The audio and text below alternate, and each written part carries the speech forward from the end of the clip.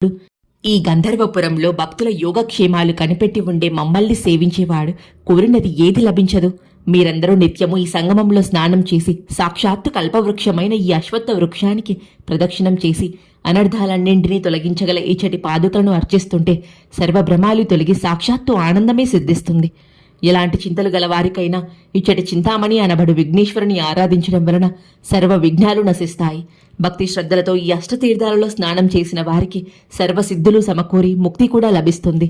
3 కాలాలలోనూ ఈ మఠంలోని మా పాదుకలను పూజించి నీరాజనమిచ్చి నిర్మలమైన మనస్సుతో మమ్మల్ని స్మరిస్తే కోరినది తప్పక నెరవేరుతుంది. ఇక ముందు పవిత్రమైన ఈ దేశం మ్లేచ్చులైన యవనులకు ఆధీనమవుతుంది.